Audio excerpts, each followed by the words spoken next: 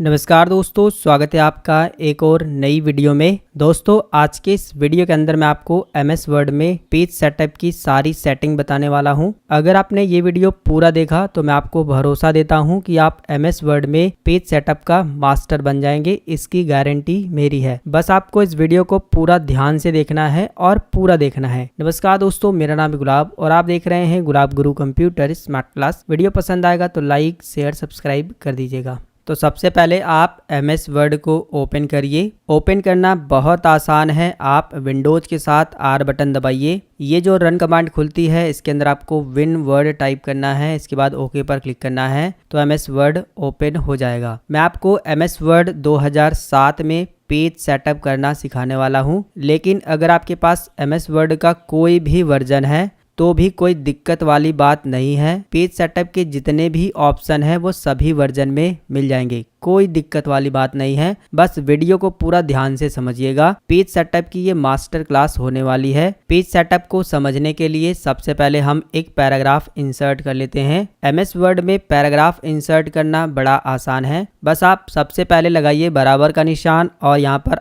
RAND type करिए। इसके बाद ओपन ब्रैकेट करिए। जितना पैराग्राफ आप चाहते हैं पहले वो लिखिए। इसके बाद कॉमा बटन दबाइए और एक पैराग्राफ में कितना सेंटेंस होना चाहिए वो आपको बताना है। जैसे कि हम 6 पैराग्राफ मंगा रहे हैं और हर एक पैराग्राफ में 4 सेंटेंस रहेगा। इसके बाद जो है ब्रैकेट को बंद कर देना है। एंटर बटन को प्रेस करना है तो आप देखेंगे आपके सामने पैराग्राफ इंसर्ट हो जाएगा। इसी तरह से आप भी जो है ऑटो जनरेटेड टेक्स्ट को ला करके प्रैक्टिस कर सकते हैं। अब पेज सेटअप के सभी ऑप्शन को समझने के लिए सबसे पहले आपको पेज लेआउट पर क्लिक करना है और यहाँ पर आपको पेज सेटअप वाले ग्रुप में बहुत सारे ऑप्शन मिलेंगे। एक एक करके हम सभी ऑप्शन के बारे में सीखेंगे। बड़े ध्यान से चीज़ों को समझिएगा। सबसे पहला ऑप्शन है मार्जिन का, तो आप इस ऑप्शन का इस्तेमाल करके अपने पेज में मार्जिन को सेट कर सकते हैं। बहुत सारे आपको डिफ़ॉल्ट मार्जिन मिल जाते हैं बने बनाए। बस आप इस पर क्लिक करके अपनी पेज की जो मार्जिन है उसको कम या ज़्यादा कर सकते हैं।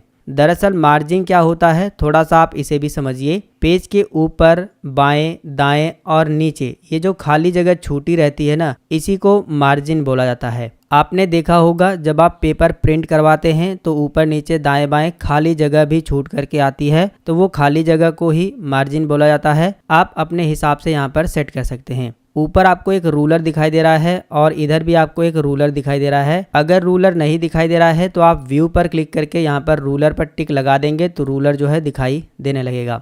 रूलर में आप 2 कलर देख सकते हैं, एक है थोड़ा सा स्काई ब्लू और एक है वाइट। जहाँ तक एरिया में स्काई ब्लू है वहाँ पर आप टाइपिंग नहीं कर सकते हैं, वो मार्जिन का एरिया है, और जहाँ पर वाइट का एरिया है वहाँ पर आप टाइपिंग कर सकते हैं। तो आपका जो रूलर है वो भी आपके मार्जिन को दर्शाता है। इसी तरह से इस वाले रूलर पर भी आप देख सकते हैं। अब बात करते हैं कि आप अपने हिसाब से मार्जिन को कैसे सेट कर सकते हैं। जब आप मार्जिन पर क्लिक करेंगे बहुत सारे मार्जिन आपको डिफ़ॉल्ट मिल जाते हैं। ज़्यादातर जो काम होता है वो नॉर्मल मार्जिन में होता है। आप इस पर क्लिक करके इसे डिफ़ॉल्ट चूज कर सकते हैं, जिसमें जो है ऊपर की साइड में, नीचे की साइड में, दाएं बाएं साइड में 1 इंच का मार्जिन छूटा रहता है। और इसके अलावा और भी बहुत सारे स्टाइल दिए गए हैं, आप इन पर क्लिक करके भी इनको यूज़ कर सकते हैं। जैसे कि अगर आपको टॉप में 1 इंच चाहिए, बॉटम में 1 इंच चाहिए और लेफ्ट राइट में 2-2 इंच का चाहिए तो आप इस पर क्लिक कर देंगे तो उस हिसाब से जो है ये सेट हो जाएगा। इसी तरीके से आप दोबारा से चेंज कर सकते हैं। ये जो मार्जिन दिए गए हैं ये पहले से ही सेट किए गए मार्जिन हैं, बस आप इन पर एक बार क्लिक करके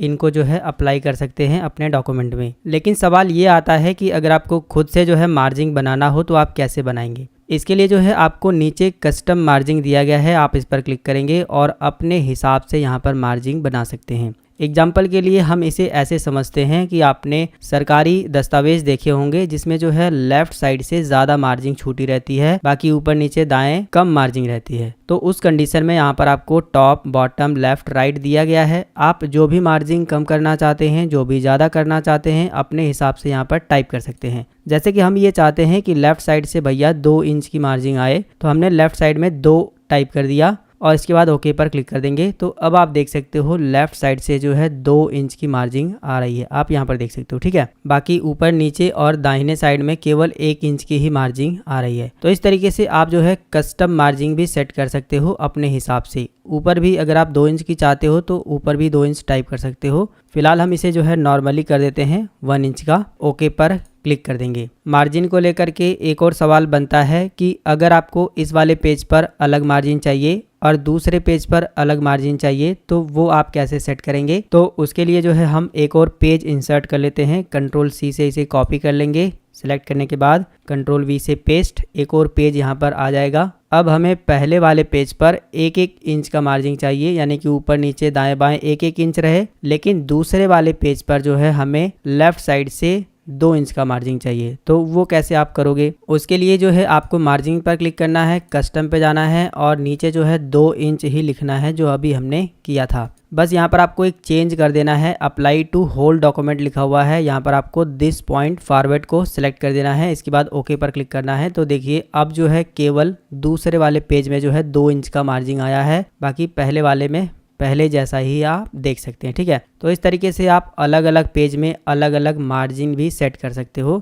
जो हमने यहाँ पर क्लिक करके 2 इंच का दिया है, आप चाहो तो इनमें भी चेंज कर सकते हो अपने हिसाब से, ठीक है। मार्जिन को हमने समझ लिया है। अब हम ओरिएंटेशन को समझेंगे। ओरिएंटेशन में आपको 2 ऑप्शन मिलते हैं, एक है पोर्ट्रेट और एक है लैंडस्केप। पोर्ट्रेट का मतलब होता है कि खड़ा पेज, जैसा कि आप देख सकते हैं, और लैंडस्केप का मतलब होता है लेटा हुआ पेज। कुछ इस तरीके से रहेगा। मैं आपको थोड़ा सा जूम आउट करके दिखाता हूँ। देखिए आपका जो है इस तरीके से पेज जो है प्रिंट होगा। काफ़ी सारे डॉक्यूमेंट आपने देखे होंगे, जैसे कि अगर आप खतौनी डाउनलोड किए होंगे या फिर प्रिंट कराए होंगे तो वो जो है चौड़े यानी कि लैंडस्केप पेज पर प्रिंट होकर के आती है। पेज जो है चौड़ा रहता है, खड़ा नहीं रहता है, ठीक है। पेज तो वही रहेगा लेकिन खड़े पेज पर सीधा सीधा प्रिंट ना होकर के पेज को जो है आड़ा करके वहां पर उस पर प्रिंट होकर के आता है। एक चीज का और आपको ध्यान देना है कि ये सेटिंग केवल आपको यहीं पर करनी होती है, प्रिंटर में नहीं करनी होती है। ऐसा नहीं कि प्रिंटर में भी आड़ा ही पेज डाल रहे हो घुमा करके, ऐसा बिल्कुल भी नहीं करना है। ये गलतियां काफी सारे लोग करते हैं, तो ऐसा आपको नहीं करना है। केवल आपको यहाँ पर सेटिंग करनी होती है। इसके बाद प्रिंटर भैया अपने से समझ जाते हैं, आपको कुछ नहीं करना होता, ठीक है। तो बस आपको इस चीज का ध्यान देना है कि अगर आपको पेज को खड़ा प्रिंट करना है तो यहाँ पर पोर्ट्रेट रहने दीजिएगा। पेज खड़ा खड़ा प्रिंट होगा, जैसे नोट्स वगैरह प्रिंट होते हैं ज्यादातर तो वो खड़े पेज में ही प्रिंट होते हैं। लेकिन अगर आपको जो है पेज को आड़ा करके प्रिंट करना है, यानी कि अगर आपका डॉक्यूमेंट थोड़ा सा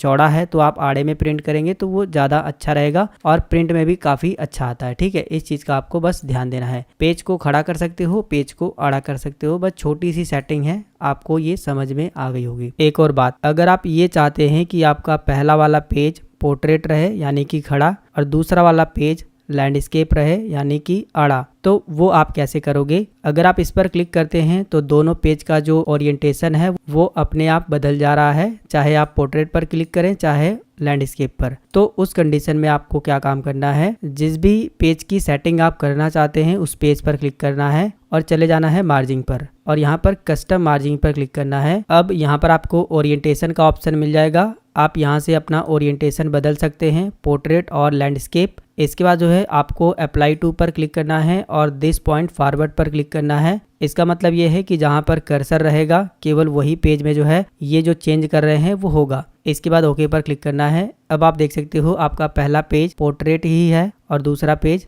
लैंडस्केप है। तो इस तरीके से आप एक पेज को पोर्ट्रेट और दूसरे पेज को लैंडस्केप में चेंज कर सकते हो अपने हिसाब से। अब बात करते हैं साइज के बारे में। तो देखिए जो भी डेटा हम MS वर्ड में बनाते हैं, जब हम उसे प्रिंट करेंगे तो जो हम प्रिंटर में पेपर डालते हैं उस प्रिंटर में जो पेपर डला हुआ है उस पेपर का एक साइज होता है और वो साइज जो है सबसे पहले हमें यहाँ पर बताना होता है, तभी जब हम इस डेटा को प्रिंट करेंगे तो उस पेपर पर सही तरीके से प्रिंट होकर के आएगा। वरना अगर आप जो है यहाँ से कोई और साइज बताएंगे और वहां पर प्रिंटर में कोई और पेपर साइज डाल देंगे तो सही तरीके से प्रिंट नहीं होता है। तो पेपर का साइज सिलेक्ट करने से पहले आपको सबसे पहले ये पता करना होगा कि आपके पास पेपर कौन से साइज का है। कंफर्म करने का 2 तरीका है, एक तो आप स्केल से नाप लीजिए और दूसरा तरीका ये है कि जब आप पेपर खरीद करके लाएंगे तो ऊपर का जो कवर होता है ना उस पर वो पेपर का साइज लिखा होता है। ज्यादातर जो मार्केट में पेपर मिलते हैं वो A4 साइज के ही मिलते हैं। जितना भी हम लोग प्रिंट करते हैं वो ज़्यादातर A4 साइज के पेपर में ही प्रिंट करते हैं, इस बात का आपको ध्यान देना है। तो इस तरीके से आपको पता लगा लेना है कि आपके पास पेपर कौन से साइज का है और इसके बाद जो है आप यहाँ से वो साइज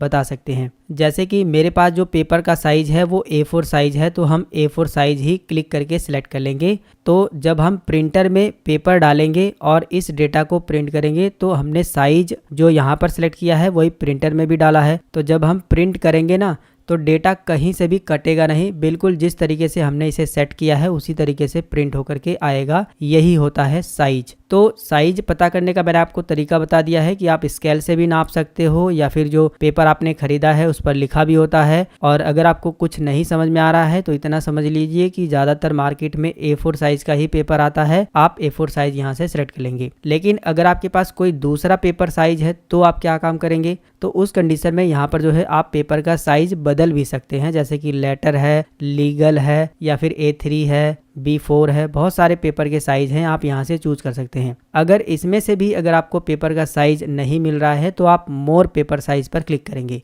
और यहाँ पर जो है पेपर का साइज टाइप करेंगे। जो भी आप स्केल से माप रहे हैं ना पेपर को, उस पेपर का जो साइज आपने मापा है उसको जो है आप यहाँ पर टाइप कर देंगे और इसके बाद जो है ओके पर क्लिक कर देंगे तो उसी साइज में जो है आपका पेपर हो जाएगा। इस बात का आपको ध्यान देना है।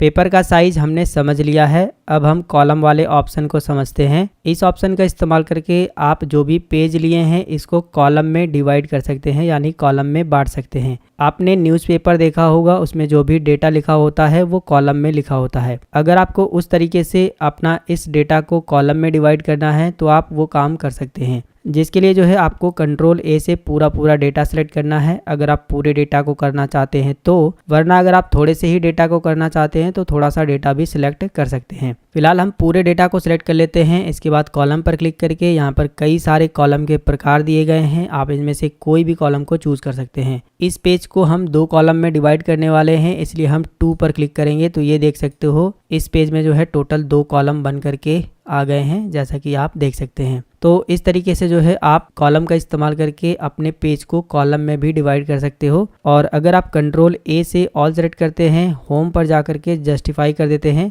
तब आपका कॉलम जो है और भी सुंदर दिखाई देता है। तो इस तरीके से भी आप अपने नोट्स वगैरह जो भी बनाना चाहते हो वो इस तरीके से भी बना सकते हो, ठीक है। इसी तरह से और भी कॉलम के प्रकार दिए गए हैं, आप इनका भी इस्तेमाल कर सकते हो। अगर आपको जो है 3 से ज़्यादा कॉलम बनाने हैं तो आप मोर कॉलम पर क्लिक करिएगा और इसके बाद जो है आपको यहाँ पर वो कॉलम की संख्या डालनी है जितने कॉलम में आप इसको डिवाइड करना चाहते हैं। तो हम यहाँ पर 5 डाल देते हैं, ओके पर क्लिक करेंगे तो देखिए 5 कॉलम में जो हमारा पेज है वो डिवाइड हो गया है, जैसा कि आप देख सकते हैं। फिलहाल जो है हम इसे 1 कॉलम में ही रहने देते हैं, यानी कि नॉर्मल हम इसे कर देते हैं। तो मेरे ख्याल से कॉलम वाला जो ऑप्शन है आपको समझ आ गया है। इसके बाद अगला ऑप्शन है ब्रेक का। इस ऑप्शन का इस्तेमाल करके आप अपने पेज में कहीं से भी ब्रेक कर सकते हो। इस ऑप्शन का इस्तेमाल ज़्यादातर जो है तब किया जाता है जब हमें कुछ डेटा को छोड़ करके बाकी सभी डेटा को दूसरे पेज पर ले जाना होता है। अब आप में से काफ़ी सारे लोग ये कहेंगे कि भैया एंटर बटन से भी तो हम दूसरे पेज पर इस तरीके से ले जा सकते हैं। तो हाँ, आप ले जा सकते हो, लेकिन आपको कई बार एंटर बटन को प्रेस करना होगा और अगर आप जो है बीच में डिलीट बटन भी दबाते हो तो वो जो डेटा है आपका वापस आएगा, यानी कि वो एंटर बटन से गया है, यही दिक्कत वाली बात है। लेकिन अगर आप जो है इस डेटा को दूसरे पेज पर ब्रेक बटन को दबा करके लेके जाते हैं तो आप जो है एक ही बार में ले जा पाएंगे और कितनी बार भी डिलीट करें वो इस पेज पर नहीं आएगा। मैं आपको दिखा देता हूं। हम ब्रेक पर क्लिक करेंगे और यहाँ पर पेज ब्रेक पर क्लिक करेंगे तो देखिए जहाँ से हमने जो है अपना कर्सर रखा था वहाँ से जो डेटा है वो अगले पेज पर जा चुका है। अब हम यहाँ पर जो है एंटर बटन को दबाएं या फिर कुछ भी टाइपिंग करें या फिर डिलीट बटन को दबाएं, कुछ भी जो है यहाँ पर फ़र्क नहीं पड़ेगा, जो हमारा दूसरे पेज पर डेटा है वो वहीं पर है। तो ये होता है पेज ब्रेक का फ़र्क। इसी तरह से आप कॉलम भी ब्रेक कर सकते हैं, जैसे कि हम यहाँ से कॉलम में डिवाइड कर लेते हैं 2 कॉलम में। एक कॉलम में हमारा डेटा ये है और हम ये चाहते हैं कि यहाँ से जो डेटा है वो दूसरे कॉलम में दिखाई दे, तो हम यहाँ पर क्लिक करेंगे और ब्रेक पे जा करके कॉलम को ब्रेक कर देंगे। तो देखिए यहाँ से जो है कॉलम ब्रेक हो गया है और डेटा जो है दूसरे वाले कॉलम में फिल हो गया है। अब आप जो है इस कॉलम में कुछ भी एडिट कर सकते हो, कुछ भी डिलीट कर सकते हो, लेकिन पीछे वाला जो डेटा है वो यहाँ नहीं आएगा। इसके बाद अगली सेटिंग है लाइन नंबर। इस ऑप्शन का इस्तेमाल करके आपने डेटा में जितना भी लाइन लिखा है उसको नंबर दे सकते हैं। नंबर देने के लिए आप कंट्रोल ए से ऑल सेलेक्ट करिए। इसके बाद जो है यहाँ पर क्लिक करके आप कई सारे तरह से नंबर दे सकते हैं। जैसे कि अगर आप कंटिन्यूअस पर क्लिक कर देते हैं तो कंटिन्यूअसली आप देखेंगे पूरा जो है यहाँ पर नंबर आ रहा है, 1 से लेकर के जहाँ तक आपने एंटर बटन को दबाया होगा वहाँ तक जो है इस तरीके से नंबर आएगा। अगर आप एंटर बटन दबाते चले जाएंगे तो नीचे भी नंबर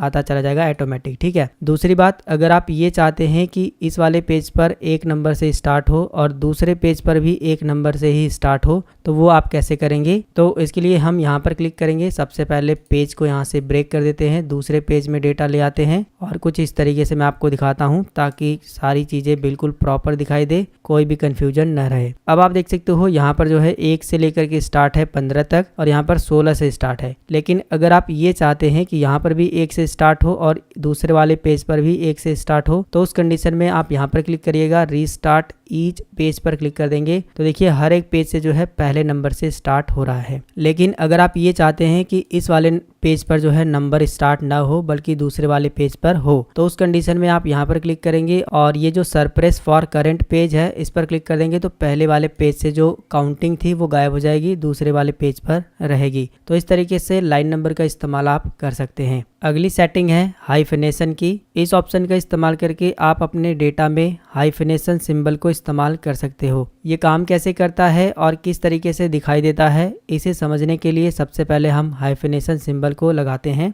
जिसके लिए हम कंट्रोल ए से ऑल सेलेक्ट करेंगे। बस इस पर क्लिक कर देंगे और यहाँ पर जो है आपको ऑटोमेटिक का ऑप्शन मिलेगा, इस पर आप क्लिक कर दीजिएगा। अब इसके बाद जो है अगर आप डेटा को इस तरीके से जस्टिफाई करते हैं तो जहाँ पर भी हाइफिनेशन की ज़रूरत पड़ेगी वहाँ पर ऑटोमेटिक जो है लग जाएगा। आप ये देख सकते हो कमांड लिखा हुआ है, जबकि कमांड जो है यहाँ पर पूरा नहीं आ रहा था, जिसकी वजह से जो है यहाँ पर एक डैश जैसा बन गया है। इसी डैश को जो है हाइफिनेशन बोला जाता है। ये चीजें आप कई सारे वर्ड में देख सकते हो, यहाँ पर भी आप देख सकते हो। तो इस तरीके से हाइफिनेशन ऑप्शन का इस्तेमाल किया जाता है। फिलहाल अगर आपको नहीं चाहिए तो आप यहाँ पर क्लिक करके नन कर देंगे तो वो चीजें हट जाएगी। तो दोस्तों इस तरीके से हमने पेज सेटअप की सारी सेटिंग को कंप्लीट कर लिया है। अब आप बताइए आप पेज सेटअप के मास्टर बन गए हैं कि नहीं, नीचे कमेंट करके आपको ज़रूर बताना है। वीडियो के लास्ट में मैं आपको एक टिप्स दे देता हूं, जब भी आप डेटा को प्रिंट करें तो आप मार्जिन सबसे पहले सेट कर लें नॉर्मल, और ओरिएंटेशन भी यहां से चेंज कर लें जिस भी ओरिएंटेशन में आप डेटा प्रिंट कर रहे हैं, और पेज साइज भी ज़रूर सेट कर लें। और इसके अलावा जो है आप पूरे डेटा को सेलेक्ट करके